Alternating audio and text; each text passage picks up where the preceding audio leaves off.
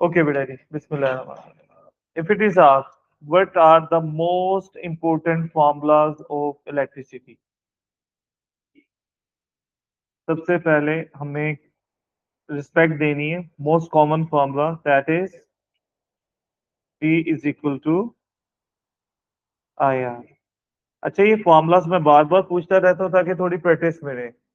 उसके बाद इलेक्ट्रिसिटी का सबसे कॉमन और इम्पोर्टेंट फॉर्मूला पावर का है। अच्छा, बेसिकली फॉर गुड स्टूडेंट ये पावर कंज्यूम्ड है, पावर लॉस का फॉर्मूला तीनों। एक formula P is equal to V I है, एक इसका फॉर्मूला क्या है,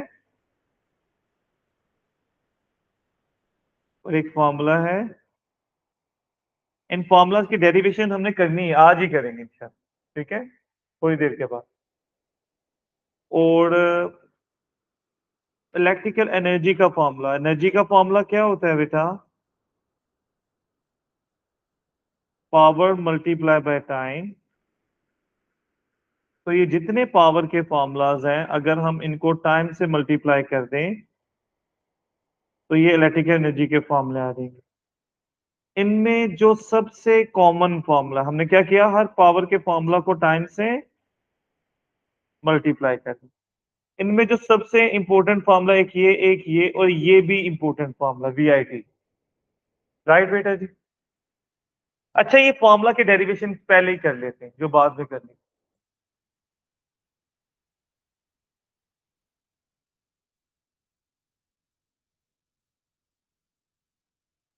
बेटा जी, as we know V is equal to IR formula है। हमारे पास V का एक और फॉर्मूला भी है। जब हम पोटेंशियल डिफरेंस को सबसे पहले पढ़ते हैं तो क्या फॉर्मूला था, V is equal to W over Q। अच्छा, ये W वर्क वर्क की यूनिट भी जाउल है और एनर्जी की यूनिट भी। तो work energy they are taken to be in same meaning, right. Sometime ये हमने क्वेश्चन किया भी था, वो एनर्जी पूछेगा तो आपने ये वर्क इज एनर्जी, राइट। अच्छा, यहां से अगर हम एनर्जी का फॉर्मूला निकालें तो वो V into Q, work and energy are same. Q divide हो रहा है, इधर आकर मल्टीप्लाई। क्लियर बेटा। अच्छा, अब ना जब हमने फर्स्ट ऑफ ऑल सबसे पहले कहीं पावर को पढ़ा था ना, तो पावर का सबसे पहला फॉर्मूला जो हमने पढ़ा था that was work over time, W over T।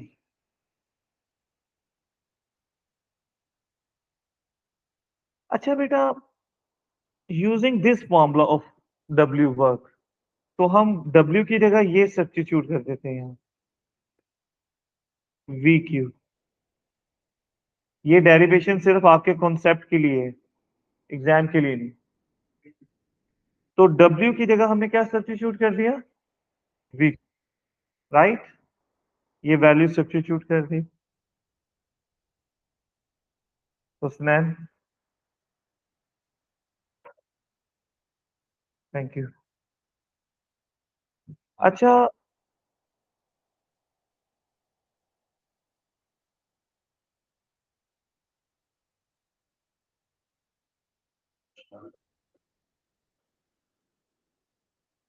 ये जो Q ओवर T है बेटा, क्या हमें कोई फॉर्मूले का पता है कि Q ओवर T किसके इक्वल है? जी, हुसनैन सही बता रहा करंट के। से था, करंट। Very right. तो बेटा I is equal to Q over T formula था ना हमारा। तो ना लुक, हमने यहाँ पर Q ओवर T की जगह I सब्स्टिट्यूट कर दिया, तो ये फॉर्मूला बन गया ना, ये P is equal to VI।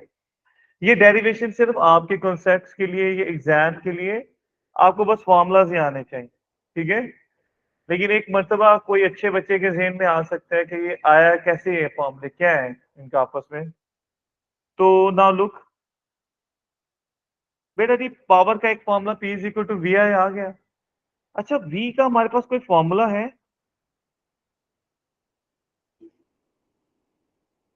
तो V की जगह हम रख देते हैं I इंटू R। ये I एज इट इज रखेंगे, तो इसको अगर मल्टीप्लाई करें तो क्या फॉर्मूला देगा, तो इस तरह देखें बेटा, ये सेकंड फॉर्मूला भी आ गया, राइट? क्लियर? अच्छा, नेक्स्ट देखेंगे T का फॉर्मूला। अभी हमने नेक्स्ट क्या किया, I स्क्वायर R। अच्छा, करंट का फॉर्मूला हमारे पास एक तो Q ओवर T है, तो करंट को यहां से सब्जेक्ट बनाएं, तो करंट का क्या फॉर्मूला आ जाएगा बेटा? कल हमने यूज किया है एक से ज्यादा मरतबा कल, राइट? तो V अगर इज हम इक्वल टू I की जगह पर हम रखेंगे V ओवर R, तो I का स्क्वायर था ना बेटा, तो I की जगह V over R square as it is, किससे मल्टीप्लाई हो रहा था? अच्छा, ये क्या हो जाएगा, V square over R square, कोई साइन नहीं तो मल्टीप्लाई, R स्क्वायर से कैंसिल हो जाएगा, तो we are left with V square over. तो बेटा ये थर्ड फॉर्मूले की डेफिनेशन डेरिवेशन भी आ गई साथ, राइट? तो बताने का मकसद ये सब फॉर्मूलाज इंटर रिलेटेड, आज हम इसकी प्रैक्टिस भी करेंगे। 3 क्वेश्चन हमने आज करने, third question is the most important one. वो क्या है, पहले तो let us start. For example से कि we are having a battery of 4.8 volt for all the circuits जो बना, ठीक है? बस क्वेश्चंस में पास पेपर से देखेंगे वैल्यूज चेंज होती नहीं। तो सबसे पहला सर्किट देखेंगे बेटा,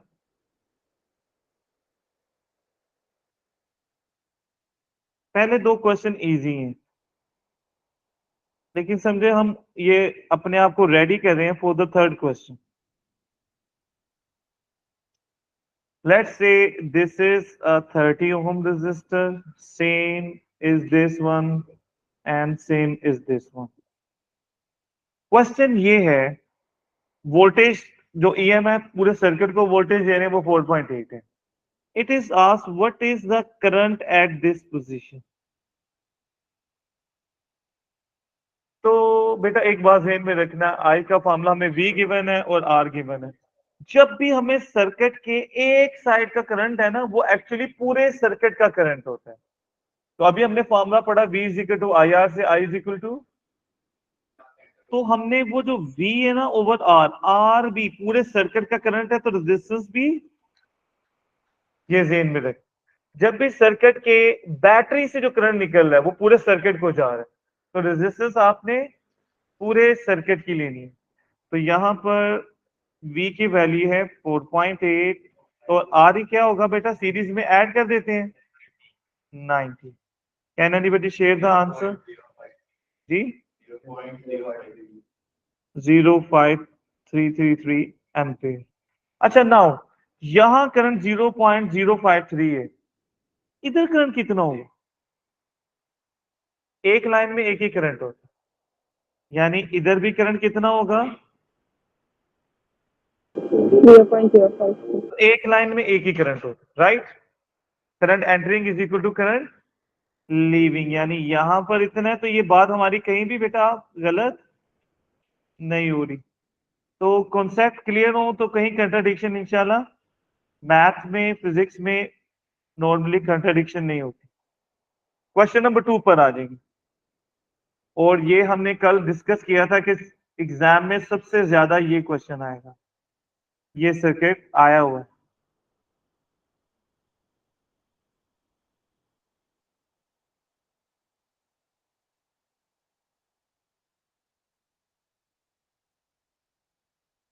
लेट्स से ये 20 ओम है, ये भी 20 ओम है, ये भी 20 ओम, और टोटल वोल्टेज वही है 4.8, राइट? तो question is what will be the current here? Total voltage 4.8 voltage. जी कैसे फाइंड करेंगे? कल वाले जो स्टूडेंट्स है वो मुझे तो एक्सपेक्ट करता हूँ वो डायरेक्ट बताएंगे, तुमने अयान बाद में ट्राई करने की कोशिश करने में। यहाँ करंट का फॉर्मूला क्या यूज करेंगे?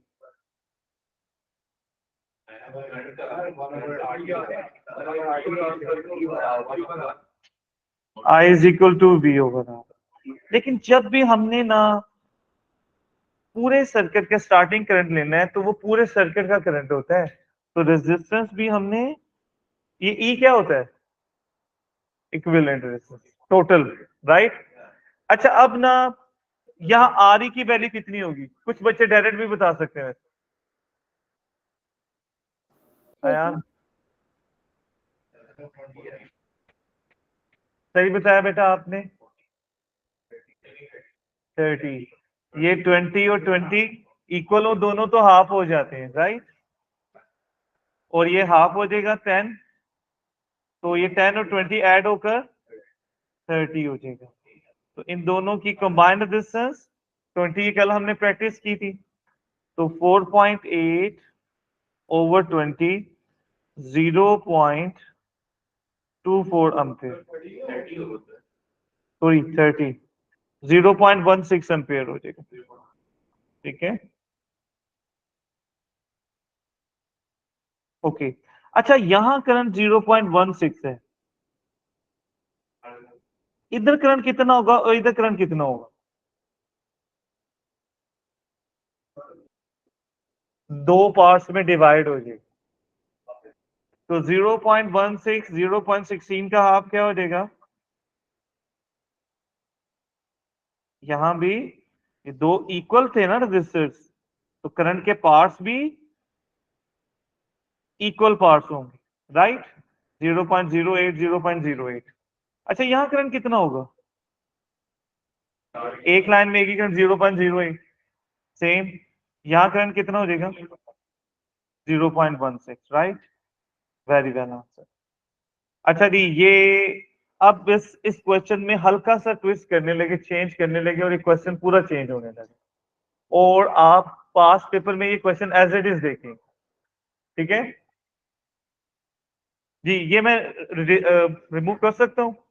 अब जो क्वेश्चन करने लगे हैं एक्चुअली संजय में, हम अभी तक इसके लिए ही प्रिपेयर कर रहे थे अपने आप। रेडी जी, इरेज कर दूं Mahad.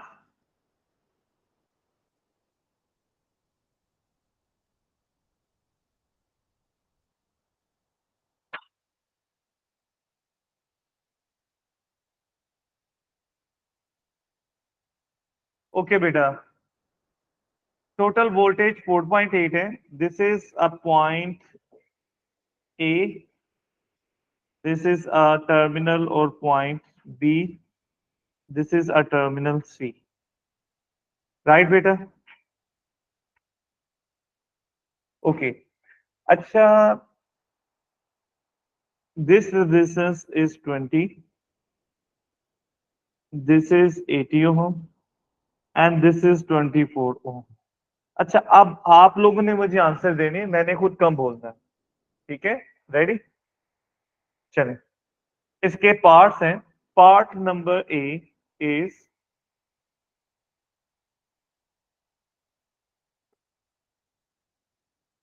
what will be the equivalent resistance।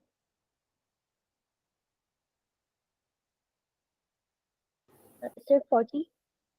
very well answered, who is it, sir Imama. क्या बात। I am waiting for other to respond, जो यहाँ बैठे उन्हें नहीं ना पता चला आंसर जी। 40 ohm is the answer।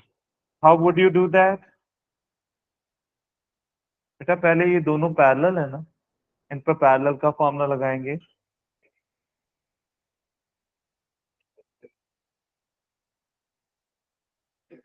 बेटा अजान हो रही है, प्लीज थोड़ा सा वेट कर लें, अजान मुकम्मल होने दें, फिर ये क्वेश्चन कंटिन्यू करेंगे आज।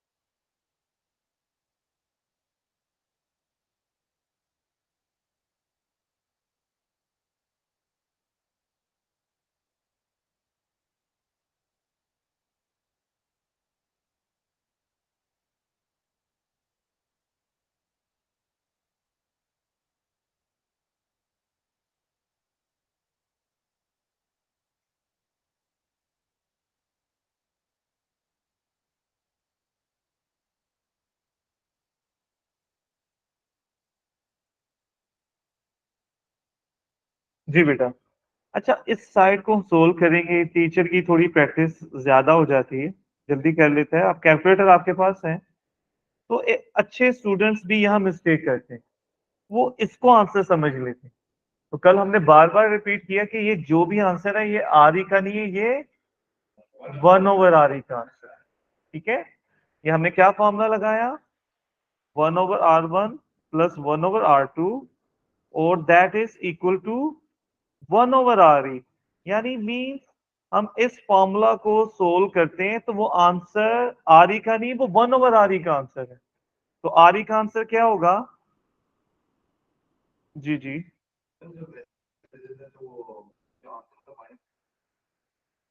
भाई रेसिप्रोकल का मतलब होता है आपने उल्टा कर देना, उससे साइन चेंज नहीं होता। पॉजिटिव नंबर का रेसिप्रोकल पॉजिटिव ही होगा, नेगेटिव का रेसिप्रोकल भी नेगेटिव। बेसिक डेफिनेशन पता क्या है? दो नंबर वो रेसिप्रोकल होंगे जिन्हें मल्टीप्लाई करके आंसर 1 आए। 1 इज पॉजिटिव नंबर। तो क्या आप एक पॉजिटिव नंबर को एक नेगेटिव नंबर से मल्टीप्लाई करोगे तो आंसर +1 आ सकता है? नहीं। तो वो आप बेसिक डेफिनेशन में गलती कर रहे हो। हाँ, इनवर्स दो मिक्स कर रहे हो, एक एडिटिव इनवर्स होता है और एक होता है मल्टीप्लीकेटिव इनवर्स। एडिटिव इनवर्स होता है जो सिर्फ साइन चेंज कर देते हैं, यानी +2 का -2, -2/3 का +2/3, उसमें और कुछ चेंज।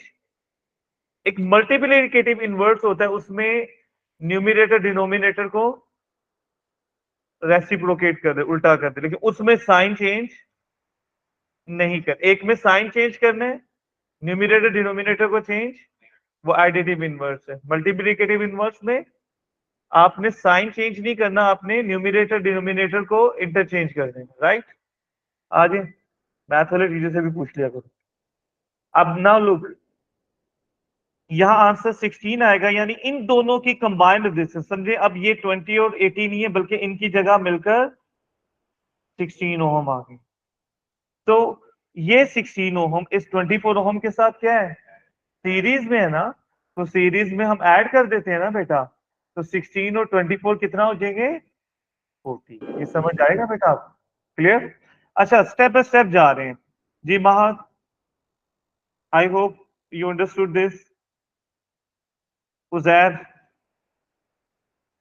जी सर, समझ आ गया। Next part, what will be the current here? We mean to say this। एक स्टेप हमने कर लिया, क्या फॉर्मूला करेंगे? या आज हम तीसरी मर्तबा फॉर्मूला लिख रहे हैं। जब भी करंट पूछा जाएगा स्टार्ट पे सर्किट के, तो क्या करेंगे? V/R E। अच्छा जी, V कितने? 4.8 और ये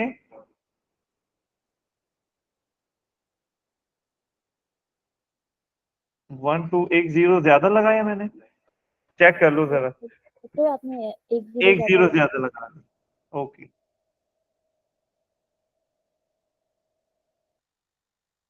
और क्या आंसर कंप्लीट हो गया? यूनिट में स्टोरी, वेरी राइट। अब बेटा असल आपका अब इम्तहान, दो पार्ट जो अगले हैं ना, ये इंपॉर्टेंट। अब ये लेट्स से ये here the current was I and here now current further divides into two parts, this is I1 and this is I2। मेरा आप लोगों से पहला क्वेश्चन है, what will be the value of I1 and I2? जी नहीं, जी जी, आप सही बता रहे हो, स्टैन सही बता रहे हो। I1 और I2 की वैल्यू क्या होगी बेटा? जब जी दोबारा बताएंगे बेटा आप? सॉरी सर, मैं कही थी I1 की 0.24 होगी। नहीं बेटा, आप तो टोटल करंट से भी ज्यादा चले गए।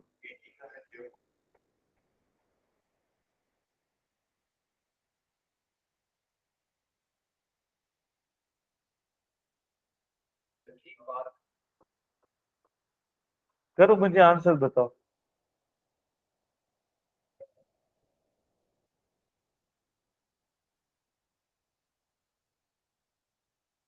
सर I1 0.06 होगा।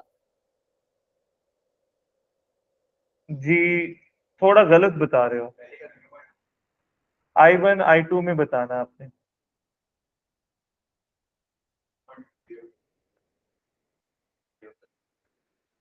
जी क्या, कौन?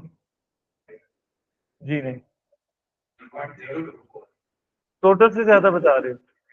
0.024 ठीक है, किसका है? I1 I2? गलत। तो अब बेटा यहाँ जब क्वेश्चन में रेशियो चेंज हो गई है ना, तो यहाँ अब आप लोगों को इश्यू होने लग गया। रेजिस्टेंस इक्वल, अगर तो रेजिस्टेंस इक्वल होते ना तो करंट को हाफ कर देते। अब आपने ना यहाँ थोड़ा सा, मैंने किसी वजह से ये क्वेश्चन करवाया है। अब पता क्या, जब रेजिस्ट करंट डिवाइड होगा दो पार्ट में, तो रेजिस्टेंस और करंट इनवर्स प्रोपोर्शन, जहां रेजिस्टेंस ज्यादा है वहां करंट, तो जो कम वाला करंट है ना उसको आप सपोज कर लो एक्स, कोई और नाम रखना चाहे, खाली आई, चॉइस इज योर।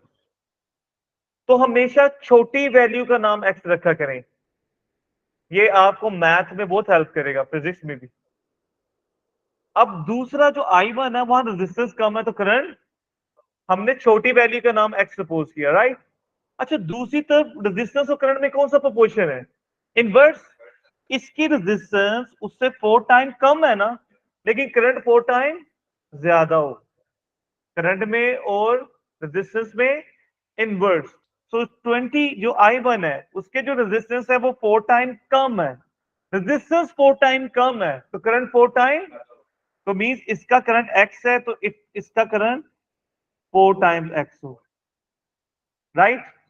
अच्छा ये 4x और 1x दोनों को ऐड कर देंगे, ये टोटल करंट I के इक्वल हो जाएगा, means 4x plus 1x। I1 और I2 को ऐड करेंगे तो बेटा it will make total current कितना हो जाएगा? 0.12। 4x और प्लस 1x कितना हो जाएगा? 5x। 5 इधर आकर डिवाइड हो जाएगा बेटा, 0.024 एम्पियर। अच्छा ये करंट x आ गया, x हमने किसको सपोज किया था? तो I2 की वैल्यू। अच्छा अब I1 की वैल्यू फाइंड करनी है ना, तो हमें सोल्व करने की जरूरत भी नहीं है, हम टोटल I में से इसको माइनस कर दें। एक तो ये कर सकते हैं और एक ये कर सकते हैं कि I1 इज 4 टाइम्स, दोनों मैथड, इसलिए मैंने वो एक मरतबा बोल जरूर दिया कि हम ऐसे भी कर सकते हैं, राइट। तो 0.096 एम्पियर। अच्छा इन दोनों को ऐड करें, टोटल करंट 0.12 आ जाए। समझ आया अब्दुल्ला? पक्की बात है जी। महत, उजैर समझ आया बेटा आपको? मैं रिपीट कर जी दूं सर। बेटा, जब भी रेजिस्टेंस डिफरेंट हो तो आपने क्या करना है कि करंट इक्वली डिवाइड नहीं होगा, तो जो बड़े वाला रजिस्टर होगा ना उसका आपने करंट को सपोज कर लेना, वो आप कोई भी नाम रख सकते हो एक्स। तो जो रजिस्टर जितने टाइम कम होगा तो उसका हमने उतने टाइम उसको मल्टीप्लाई करिए, 4 टाइम रेजिस्टेंस कम है तो करंट 4 टाइम ज्यादा हो। तो इस तरह हमने उन दोनों एक्स वैल्यूज को ऐड करके टोटल करंट उतना ही होना है जितना है, तो वहां से हमने एक्स से दोनों I1 और I2 फाइंड कर लिए। समझ आ जाएगा? क्लियर? ओके नेक्स्ट क्वेश्चन के 5 आंसर्स हैं and I am going to wait for you कि आप आंसर कैसे देते हो, और लेटर ऑन मैं आप लोगों से वो 5 आंसर शेयर करूंगा उसके। क्वेश्चन है व्हाट इज द वोल्टेज और potential between point A and B.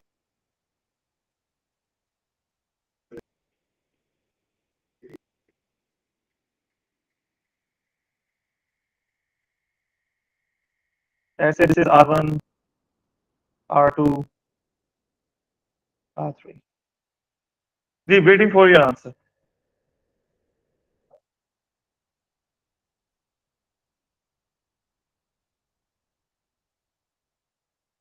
Ji ji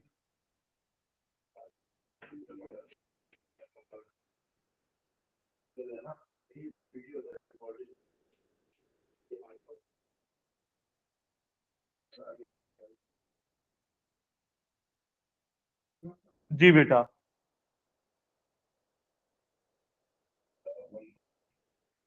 right. How did you do that? Very right. बेटा पहले तो हम फॉर्मूला लगाएंगे v इज इक्वल टू, भाई इस पार्ट की रेजिस्टेंस कितनी है? 16। तो इस पार्ट की रेजिस्टेंस 16 है और करंट इस पूरे जो सर्किट में आ रहा है वो कितना है? 0.12।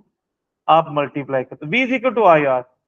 बेटा this is to tell you कि सबसे पहले जिस फॉर्मूले का सोचा करें इलेक्ट्रिसिटी में वो v इज इक्वल टू आई। हमने इस पूरे पार्ट की रेजिस्टेंस ली ना। अच्छा एक आंसर, बेटा ये हमने I1 की वैल्यू फाइंड कर नहीं ली थी 0.096। तो हमारे पास एक फॉर्मूला है V is equal to I R. हम क्या करें, अगर I1 वाला ले है तो आर भी, तो I1 कितना है बेटा? 0.0। और R1 कितना है बेटा? R1 की वैल्यू 20 ओम है ना, मल्टीप्लाई कर लें।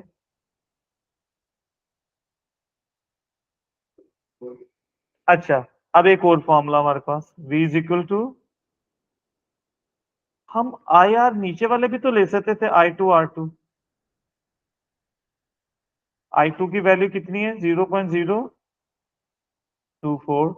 R2 की value 80। Again answer will be, अच्छा ये मैं बार बार एक यूनिट गलत लिख रहा हूं इतनी देर से। ये V की यूनिट क्या होती है? Voltage, right. तो ये, अच्छा नाउ लुक, एक बात नोट करो, ये हमने ऊपर वाली रेजिस्टेंस का वोल्टेज फाइंड किया, कितना आया? 1 पॉइंट। हमने नीचे वाली रेजिस्टेंस का यहाँ फाइंड किया ना वोल्टेज। तो प्रूव के वाकई पैरेलल में वोल्टेज क्या होता है? कल हम यही डिस्कस कर रहे थे, तो यहाँ हमने आज करके भी देख लिया। तो जब हमने किसी भी पार्ट का फाइंड करना वोल्टेज और पैरेलल में, तो हम किसी एक रेजिस्टेंस का वोल्टेज फाइंड कर लें, दूसरे का भी वही और टोटल भी उस पार्ट का वही। क्लियर? Answer number 4। बेटा हमारे पास एक फॉर्मूला था कि जिस रजिस्टर का हमने वोल्टेज फाइंड करना होता है उस रेजिस्टेंस को हम टोटल आर ई पर डिवाइड कर देते हैं और मल्टीप्लाई बाय टोटल वोल्टेज। किसी ने देखा ये फॉर्मूला सीरीज में? सीरीज सर्किट में पोटेंशियल डिवाइड जब हो रहा था, यही तो फॉर्मूला हमने परसों वाले दिन, परसों नहीं कल, हमने 7 सर्किट्स में किया था। ये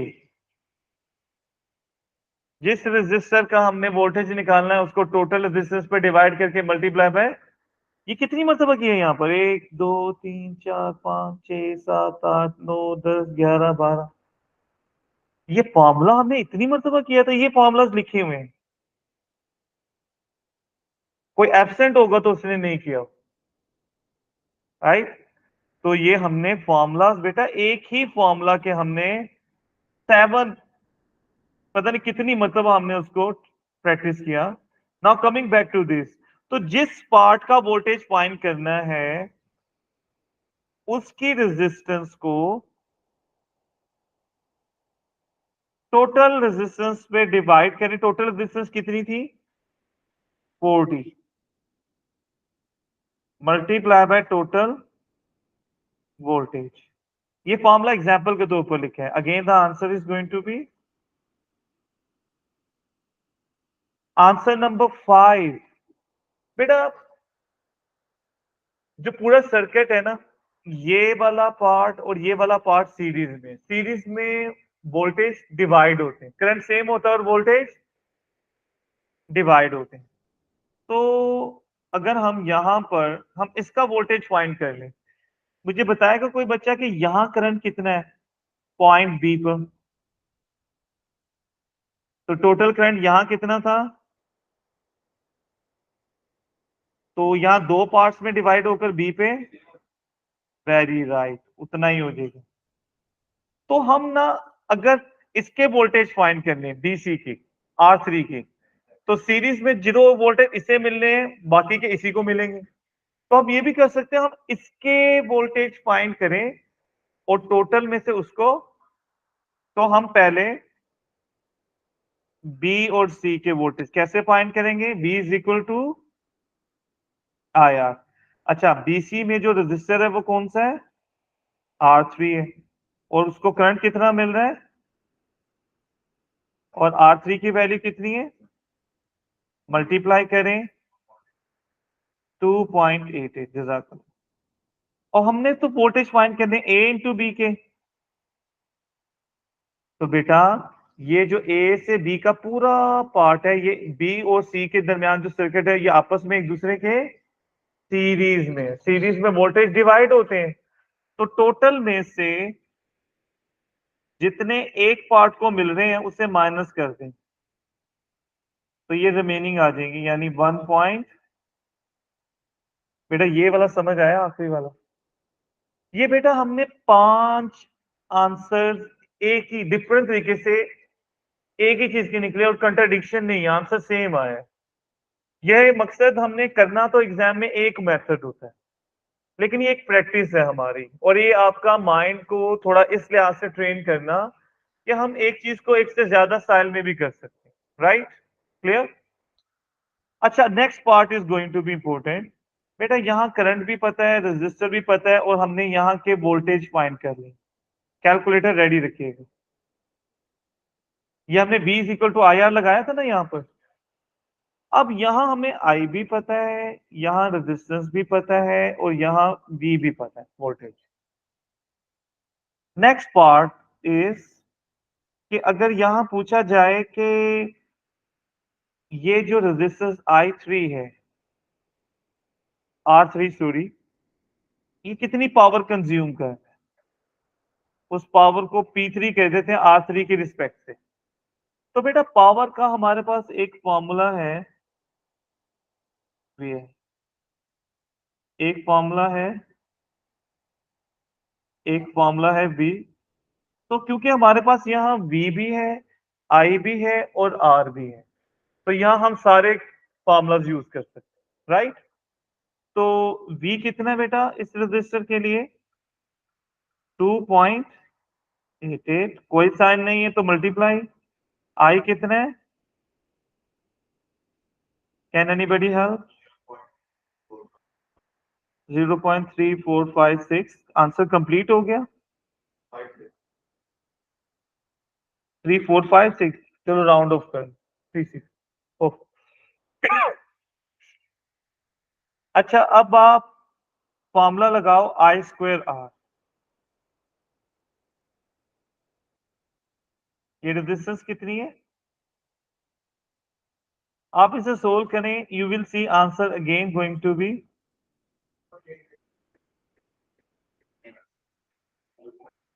0.12 का स्क्वायर लिया था आपने, ठीक है? हाँ। अच्छा, अब अगर आप V² ओवर R लगाएं, V² कितना है?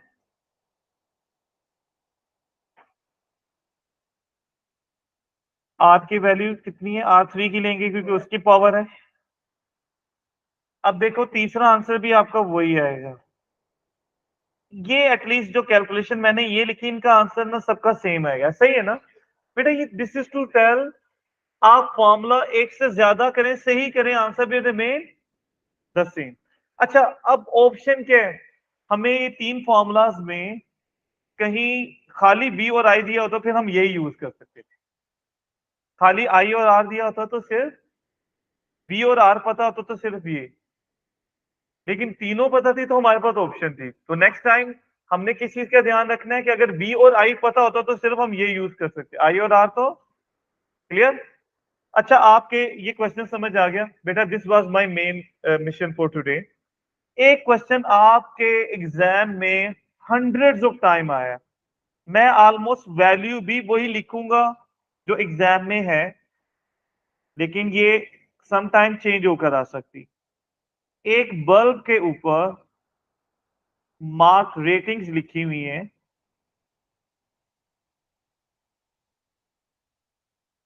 ये आपके पास पेपर में कई दफा आया हो। तो वो आपसे पूछे हैं what will be the current flowing through the circuit, the bulb lamp. तो ये क्या गिवन, पहले गिवन क्या है हमें, ये जो वोल्टेज है this is V, potential difference. ये वॉट क्या होता है, पावर। तो बेटा पावर का सबसे इंपॉर्टेंट फॉर्मूला V गिवन है और I फाइंड करना है। तो मैंने आपको पहले भी बार बार बताया कि P is equal to VI आपने यूज करना है। तो यहां से I को आप सब्जेक्ट बनाने, P over V, 60 over 240, 0.25, complete हो गया आंसर। एम्पियर, यूनिट नहीं भूलनी आप, राइट, क्लियर। जी बेटा, यहां तक कोई प्रॉब्लम तो नहीं, शुड वी मूव ऑन। आज हमने जितना पढ़ना है ना वो सारा एग्जाम के लिहाज से बहुत इंपॉर्टेंट है। अच्छा मुझे एक बात बताएं कि यहाँ लिखा ही हुआ पहले, ये बताएं कि ये मैंने किस चीज का सिंबल ड्रॉ किया, सेल। ज्यादा हो तो वो बैटरी हो जाता है। बैटरी आज कैसे बनेगी ये डिस्कस करने लगे।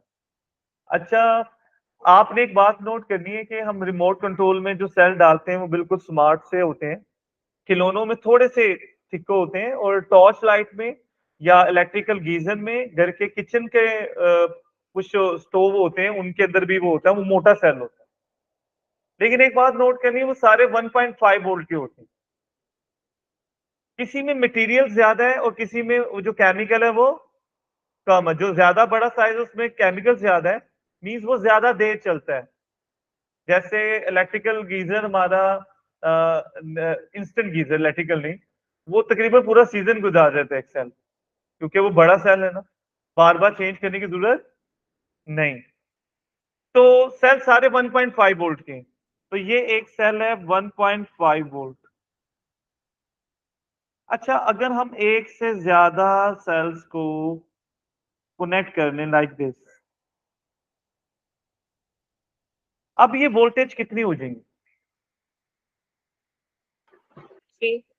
ये बेटे हमने कनेक्ट कैसे किया है, ये एक सेल के बाद एक सेम लाइन में, इसे कहते हैं सीरीज। तो बेटा जब भी हम सेल्स को सीरीज में कनेक्ट करते हैं, कैन यू सी कर्सर जहां मैं मूव कर रहा हूं, तो then it makes the battery. अच्छा, अब ये 1.5 वोल्ट और 1.5 वोल्ट तो हम क्या कर देंगे, क्यों ऐड करेंगे, वैसे रीजन बताएं।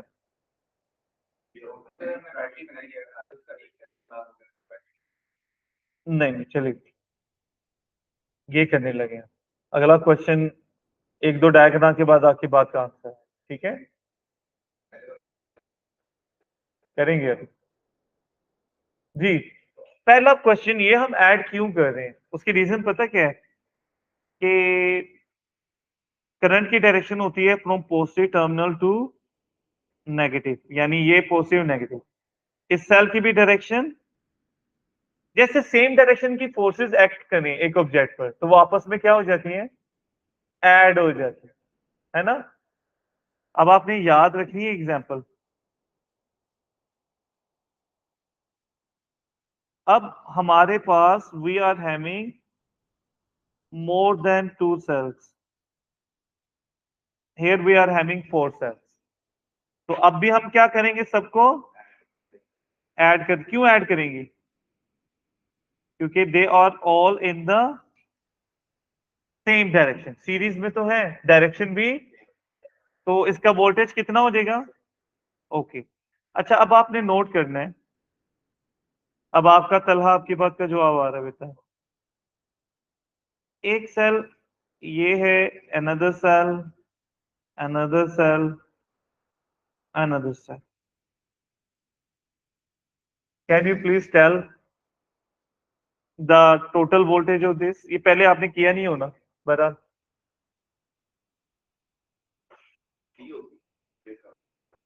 जी 3 हो जाएगी। ये दो सेल ऐसे हैं, ये वाला सेल उल्टा लग गया ना, पॉजिटिव टू नेगेटिव, तो दो ऑपोजिट फोर्सेस कैंसिल आउट कर देती हैं ये, तो ये दोनों सेम डायरेक्शन में, तो ये क्योंकि सेम है तो ऐड हो जाएंगे, तो 1.5 प्लस 1.5 विल गिव यू, अगर ये भी ऑपोजिट होता तो रिजल्ट क्या हो जाना था, 0। देखो ये जो हमारे पास खिलौने होते हैं ना, उनमें आपने और रिमोट कंट्रोल में एक बात नोट करनी, ये आप सीरीज कॉम्बिनेशन पता किसे कहते हैं, जब एक का पॉजिटिव टर्मिनल नेक्स्ट के, इसका नेगेटिव इसके पॉजिटिव से कनेक्टेड है, इसका नेगेटिव इसके पॉजिटिव से कनेक्टेड है, राइट। तो आपने सेल देखना है, सेल के एक तरफ रॉड से निकली होती है, वो टर्मिनल हमेशा पॉजिटिव होता है, और रिमोट कंट्रोल में हम एक सेल सीधा और एक सेल उल्टा रखते हैं, लेकिन आपने एक बात नोट करनी है, इनके पीछे जो एक स्ट्रिप होती है वो इस तरह कनेक्टेड होती है, यहाँ स्प्रिंग लगे हुए होते हैं, कभी नोट किया है? एक्चुअली एक का पॉजिटिव एक के नेगेटिव से जुड़ गया है, ये सीरीज में ही है, it is still a series combination. अच्छा अब आप ना इस तरह क्यों होता है जैसे गाड़ी में अगर आप तबीयत ठीक नहीं है या लेटना चाह रहे हो पिछली सीट पर, तो नॉर्मली अब जो यहाँ मेरे पर लड़के बैठे हुए हैं ये ठीक हाइट है इनकी, तो ये पूरा वहां सीधा नहीं, टांगे सीधी करके लेट नहीं सकते, तो टांगों को आप क्या कर लेते हो, आप जिग जैग यानी बेंड कर लेते हो। तो ये जो जिग जैग होता है ना, हम ये करते हैं जब हमारे पास किसी खिलौने में सेल को रखने के लिए जगह ना हो, तो कम क्या होता है हम उसे जिग जैग करके, यानी एक सेल इस तरह है तो अगला सेल फिर इस तरह कर दिया सीधा, फिर उससे आगे, लेकिन they are all connected in series, एक का नेगेटिव नेक्स्ट के पॉजिटिव के साथ कनेक्ट है और वोल्टेज ऐड होते हैं। अच्छा उनमें से किसी एक सेल को उल्टा कर देना, तो क्योंकि उसको पूरे पूरे उतने वोल्टेज रिक्वायर्ड होते हैं, तो वो माइनस होकर ना कम रह जाते हैं जो उसकी रिक्वायरमेंट, तो इसलिए जब सफिशिएंट नहीं ना मिलते तो हमें ये फीलिंग होती है कि रिजल्ट 0 आ रहा है, लेकिन ऐसा बस वो सफिशिएंट नहीं मिल रहे।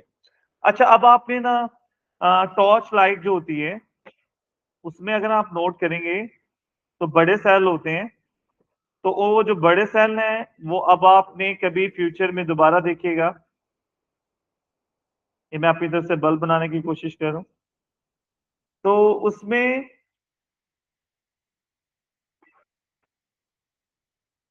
सेल इस तरह होते हैं, ये पॉजिटिव है और ये, तो वन आफ्टर द अदर, यानी एक का पॉजिटिव नेक्स्ट के नेगेटिव के साथ कनेक्टेड है, they are also connected in series, clear. और सीरीज में वोल्टेज क्या कर देते हैं, ऐड कर देते हैं। लेकिन बेटा अगर हमारे पास एक सेल, ये कितना वोल्ट है, ये हमारे पास 3 सेल्स हैं और हमने इतना कनेक्ट किया कि सब के पॉजिटिव आपस में कनेक्टेड हैं और सब के नेगेटिव आपस में कनेक्टेड हैं, तो ये है कनेक्टिंग इन पैरेलल, ये है सेल्स को कनेक्ट करना इन, ये अब हम पैरेलल में कनेक्ट कर रहे हैं। मुझे बताएंगे यहाँ टोटल कर वोल्टेज कितना होगा, पैरेलल में वोल्टेज सेज ना, वेरी राइट, तो यहां जो टोटल वोल्टेज होगा वो 1 पॉइंट, पैरेलल में वोल्टेज रिमेन्स, फिर पैरेलल कॉम्बिनेशन जैसे सीरीज में वोल्टेज ऐड हो जाते हैं, ये इसका एडवांटेज है, ज्यादा वोल्टेज चाहिए तो सेल्स को सीरीज में जोड़ दें। पैरेलल का एडवांटेज क्या होगा, एग्जाम में आया हुआ,